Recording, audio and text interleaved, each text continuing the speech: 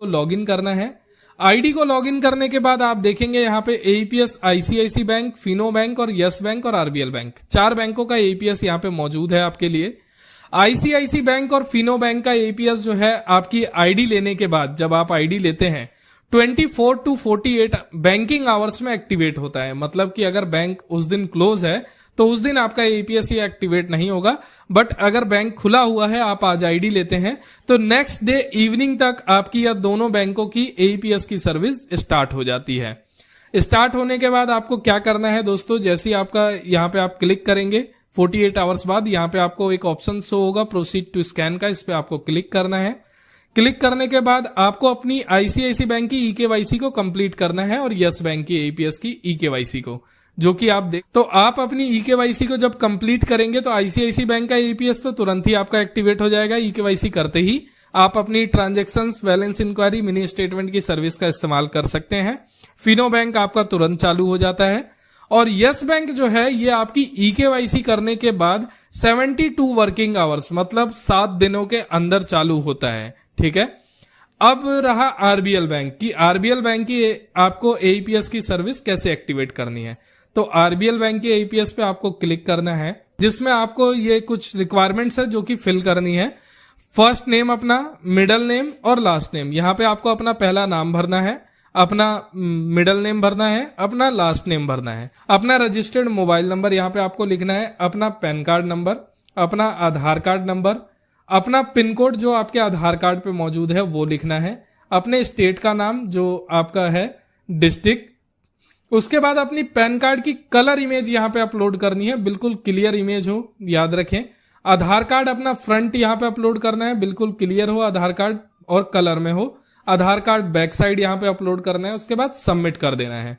Submit करने के बाद यह आपकी बैंक की जो सर्विस है 24/72 वर्किंग आवर्स में एक्टिवेट हो जाएगी। मतलब आप आरबीएल बैंक का एईपीएस का भी इस्तेमाल कर पाएंगे 24 से 72 घंटे बाद। ठीक है, अब मैं आपको बता देता हूं कि इस सर्विसेज को एक्टिवेट करने से फायदा क्या होता है। तो दोस्तों कई बार ऐसा होता है कि एईपीएस आईसीआईसी बैंक आप यूज कर रहे हैं और उस समय आईसीआईसी बैंक डाउन है और उसकी सर्विसेज डाउन है, तो उस बीच आपकी दुकान पे जो कस्टमर्स आपके पास मौजूद हैं उनका आप विड्रॉल नहीं कर पाएंगे। तो आपके पास और 3 ऑप्शंस होते हैं कि आप एईपीएस, फिनो, यस या आरबीएल, इन तीनों बैंकों में से किसी भी बैंक से आप अपने कस्टमर का विड्रॉल कर सकते हैं। मतलब अगर आईसीआईसी बैंक का एईपीएस डाउन है तो आप 3 बैंक ये हैं, इनमें से आप कर सकते हैं। अगर फिनो डाउन है तो आप आईसीआईसी, यस बैंक और आरबीएल बैंक तीनों में से किसी एक से ट्रांजैक्शन कर सकते हैं। मतलब कोई भी कस्टमर आपकी दुकान पे आता है दोस्तों तो वो आपके पास से निराश होके नहीं जाएगा, उसे आप विड्रॉल की, मिनी स्टेटमेंट की और बैलेंस इंक्वायरी की सुविधा दे पाएंगे। और दोस्तों और इसमें किसी भी तरह का आपका कोई भी कमीशन जो है वो कम नहीं किया गया है। आप किसी भी बैंक से विड्रॉल करेंगे तो जो आपको कमीशन मिलता है वही कमीशन आपको दिया जाएगा, चाहे आप आईसीआईसी बैंक से करते हो या फिनो बैंक से या यस बैंक से या आरबीएल बैंक के ईपीएस से।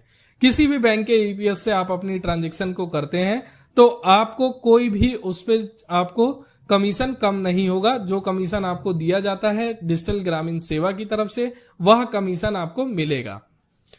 तो दोस्तों आपने आज देखा कि आप आरबीएल बैंक के अपनी केवाईसी को कैसे कर सकते हैं और इन सभी 4 बैंकों के एईपीएस से आपको फायदा क्या होगा। इसी तरह से डिजिटल ग्रामीण सेवा में और भी बहुत सारी सुविधाएं हैं जिसका आप उपयोग करके और अच्छा इनकम कर सकते हैं। बाकी किसी भी तरह की सहायता के लिए आप हमारे कस्टमर केयर पे कांटेक्ट कर सकते हैं और 24/7 आप व्हाट्सएप पे आप उनसे हेल्प ले सकते हैं। तो दोस्तों आज की इस वीडियो में सिर्फ इतना ही। हम आपसे फिर मिलेंगे एक नई वीडियो, एक नई जानकारी के साथ। तब तक के लिए दोस्तों नमस्कार।